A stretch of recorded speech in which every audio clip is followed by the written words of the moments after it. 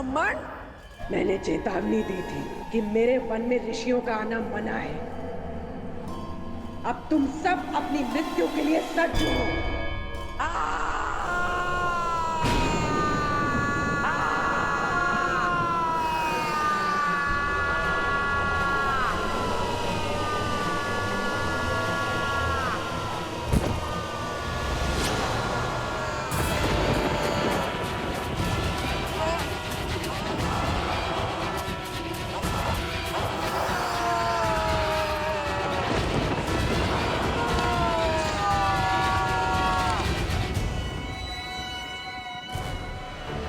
भैया, प्रहार की आज्ञा दीजिए।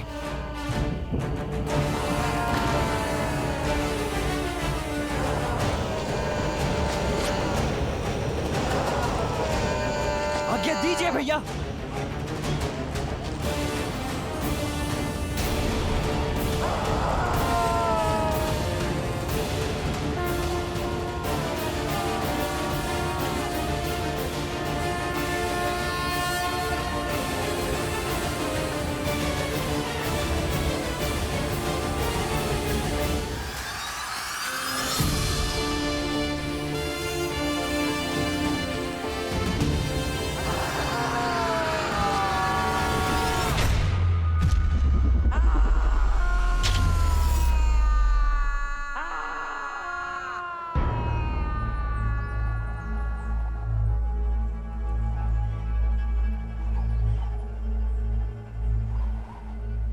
अद्भुत भैया, आपने तो प्रत्यंचा की टंकार मात्र से उस राक्षसी का अंत कर दिया।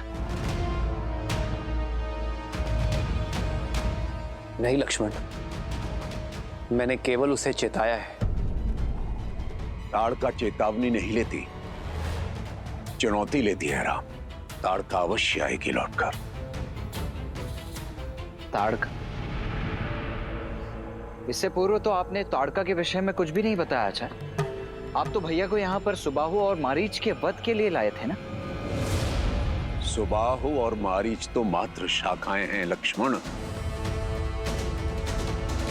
मेरे संकट का मूल ताड़का ही है, और ये ताड़का का आश्रय स्थल है, ताड़का वन। और मैं ताड़का के वध के लिए ही तुम्हें लाया हूं राम।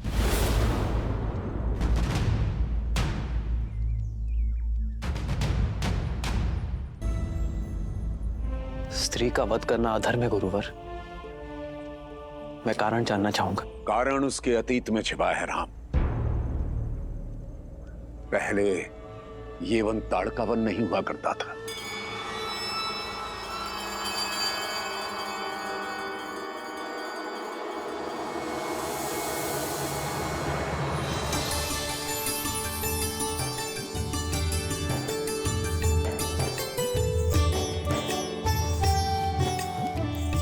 जब ताड़का एक राक्षसी नहीं बल्कि एक सुंदर यक्षिणी थी।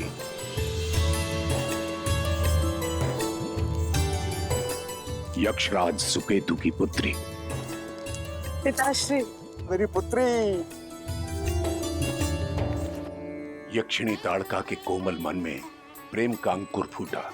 उसे प्रेम हुआ एक गंधर्व से जिसका नाम था सुंड।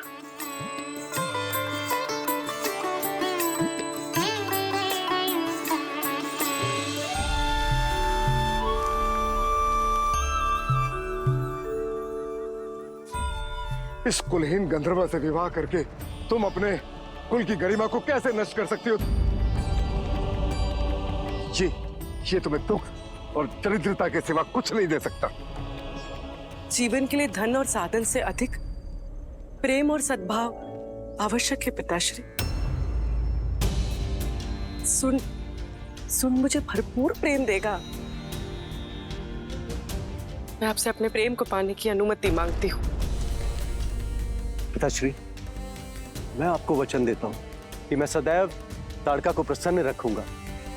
कृपा करके हमें विवाह की अनुमति दे दीजिए। बस, ना अनुमति मिलेगी और ना आदेश। और पुत्री, तुम अपने सारे अधिकारों से, सारे वैभव से वंचित हो जाओगी।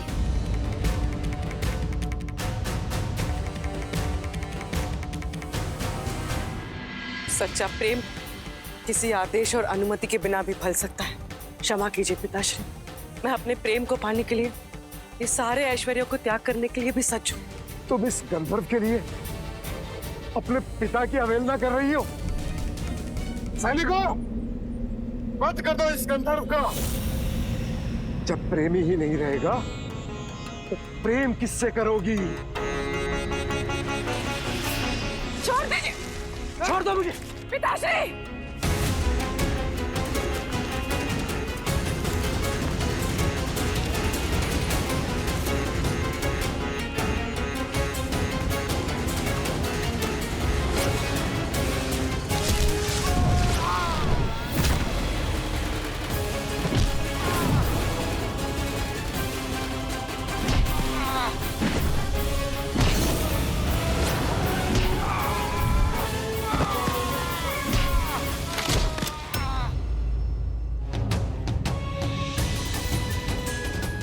सोचा भी कैसे आपने कि मेरे सामने मेरे प्रेम को क्षति पहुंचाएंगे और मैं देखती रहूंगी?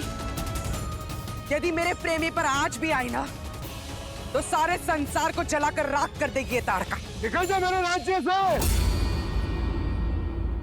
तू मेरी पुत्री कहलाने योग्य नहीं है।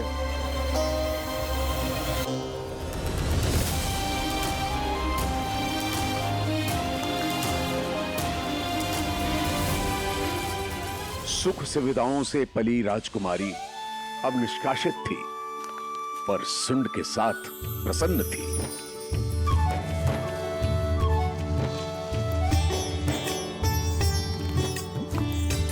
और समय आने पर ताड़का ने 2 पुत्रों को जन्म दिया, मारीच और सुबाहु। पर जीवन में सुख के साथ दुख और समस्याएं आती हैं, और निर्धन की तो प्रकृति भी शत्रु बन जाती है। माता, भूख लगी है, भोजन दो ना। हाँ माता, बहुत भूख लगी है।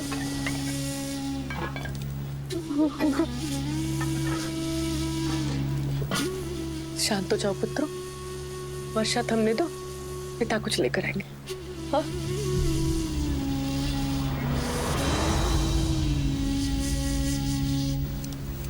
आप कहाँ जा रहे हैं? भोजन खोजने। वर्षा तो थमने दीजिए। वर्षा तो सह सकता हूँ ताड़का, लेकिन अपने पुत्रों की आंखों से बरसने वाले आंसू नहीं देख सकता। शीघ्र लौटिएगा।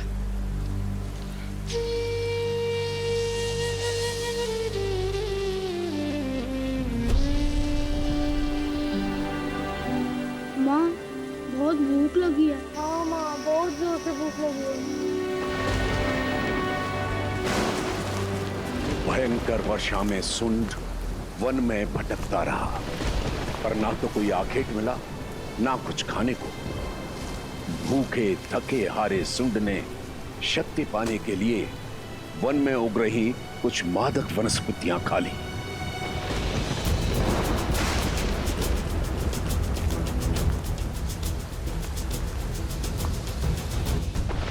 माता, बहुत भूख लगी है। पिताश्री को आने में और कितना समय लगेगा?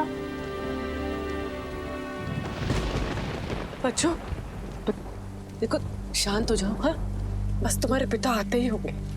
हाँ, तब तक ना तुम लोग ये लो, ये जल पियो। लो, देखना वो आएंगे ना तो तुम्हारे लिए बहुत सारे मीठे स्वादिष्ट फल लेकर आएंगे। और भूख जितनी अधिक लगती है, भोजन में उतना ही आनंद आता है ना?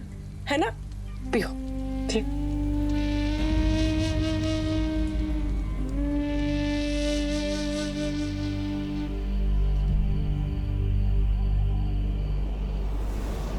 भोजन ढूंढते ढूंढते सुंड अगस्त्य आश्रम में आ गया। यज्ञ वेदी के पास रखे अनाज और भोजन को देख उसने उन्हें उठा लेने का मन बनाया।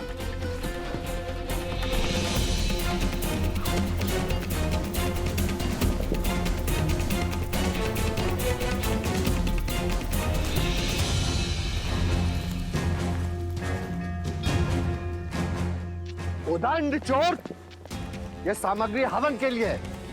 स्पर्श भी मत करना। भूख भूख भूख भूख मत पीकर आश्रम में चोरी कर रहा है। शिष्यों, जी गुरुजी। इस चोर को पकड़कर आश्रम से बाहर करो।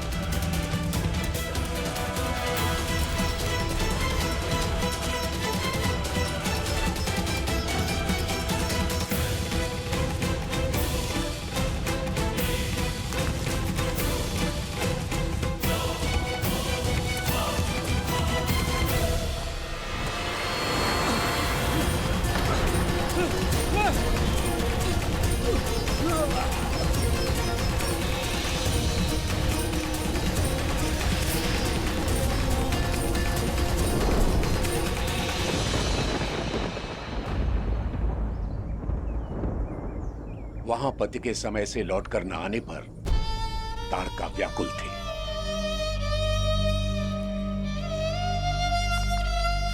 रात्रि से सुबह हो गई, ये अभी तक आए क्यों नहीं?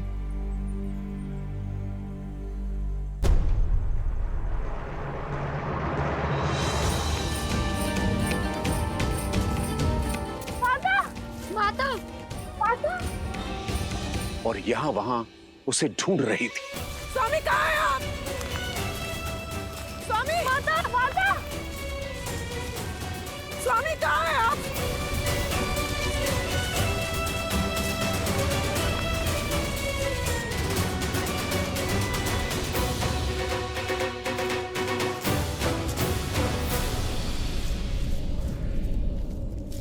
ऋषिवर, मेरी सहायता करें।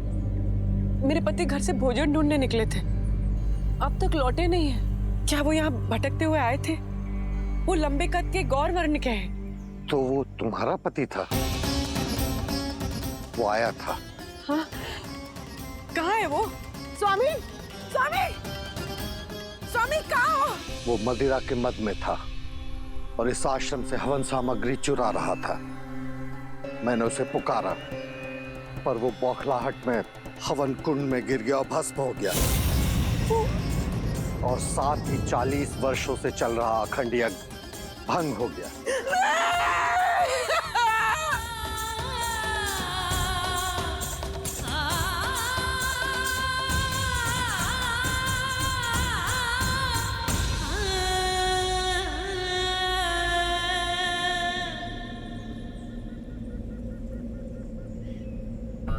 जो हुआ उसका बहुत दुख है मुझे, परंतु नियति का लिखा कोई मिटा नहीं सकता। नियति!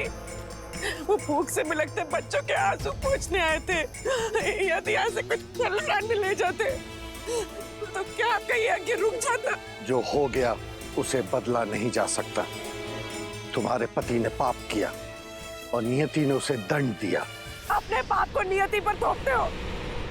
मेरी पति की मृत्यु का कारण तुम जैसे सिद्ध संत और ये यज्ञ है, जिसकी आहुति से अगर कोई पेट भर ले तो पापी मान लिया जाता है। एक क्षण में सदमा से विधवा बना दिया आपने मुझे। वो अपने बच्चों के लिए एक ग्रास ढूंढने आए थे, आपने उन्हें काल का ग्रास बना दिया। नहीं मानती मैं आपके धर्म को, आपकी पूजा, आपके यज्ञ को। ये सब ढोंग है, आप पवित्र है।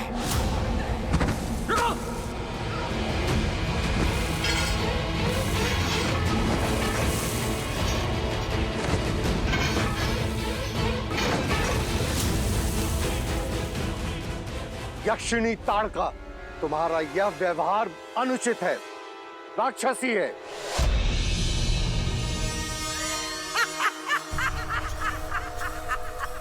तो मैं राक्षसी ही थी। इस हवन की अग्नि ने मेरे पति के प्राण हरेला। अब मैं यहाँ कोई हवन नहीं होने दूंगी। अब ताड़का की क्रोध की वेदी में हर ऋषि भस्म होगा।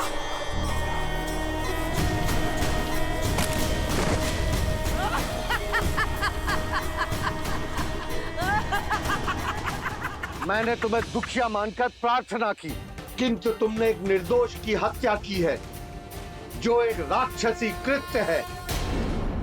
मैं तुम्हें श्राप देता हूं कि आज से ही तुम और तुम्हारे पुत्र राक्षस हो जाएंगे।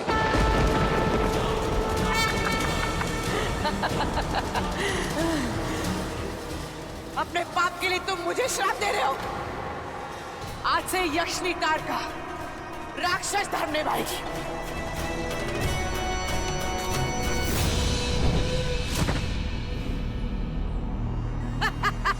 मैं ये वन छोड़ के जा रहा हूं ताड़का। यदि अभी भी तुमने अनुचित मार्ग चुना तो तुम्हें अपने कर्मों का फल भोगना होगा। जा ऋषि, और सब करुणा विहीन मूर्ख ब्राह्मणों से कह देना ये अब अगस्त्य वन नहीं, ताड़का वन है, ताड़का वन। और जो यहाँ यज्ञ करेगा उसे मुक्ति नहीं, ताड़का के हाथों मृत्यु प्राप्त होगी। मृत्यु।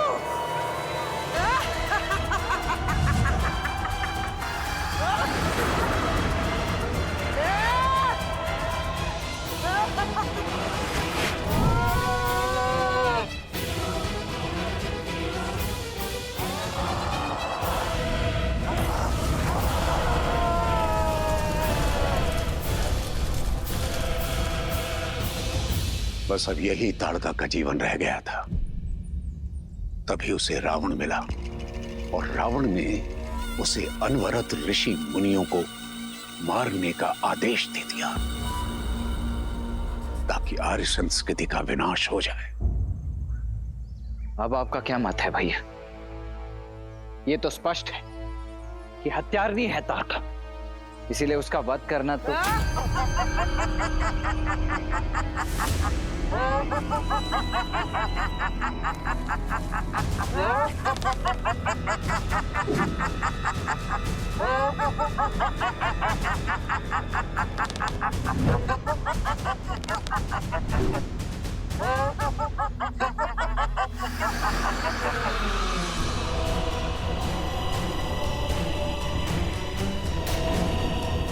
तो जब ब्राह्मणों के श्राप से काम नहीं चला, तुम इन क्षत्रिय बालकों को ले आए ताड़का को मारने।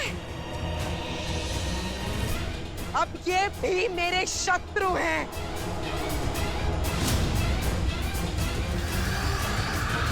हम आपके शत्रु नहीं है माता।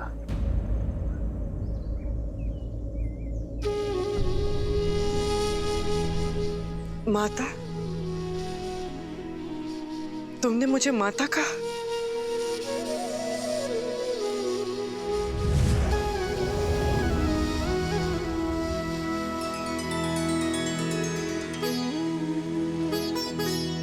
कौन हो तुम?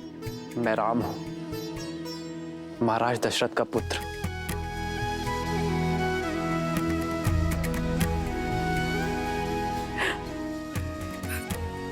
दशरथ पुत्र राम, धर्म के रक्षक। पर तुम यहाँ इस ऋषि के साथ क्या कर रहे हो? तुम्हें तो मेरा पक्ष लेना चाहिए। इन पाखंडी ऋषियों को मारने में मेरी सहायता करनी चाहिए। इन ऋषियों ने मेरे पति को मारा है, न्याय करो, साथ दो मेरा। साथ हो इसीलिए प्रहार ने किया माता, किंतु जो आप कर रही हैं वो शुभ नहीं है। नियति द्वारा किए गए अन्याय का प्रतिशोध आप निर्दोषों के प्राण लेकर ले रही हैं, जिसका आपके साथ हुए अन्याय का कोई संबंध नहीं है माता। कहिए ना माता, ये कहाँ का न्याय है? वही अगस्त्य की भाषा। तो तुम भी मुझे उचित और अनुचित का पाठ पढ़ाने आ गए? अन्याय एक यक्षिणी के साथ हुआ, पर न्याय में क्या मिला? एक राक्षस होने का शाप। और अब जो मैं कर रही हूं वो राक्षस नीति के अनुसार न्याय ही है।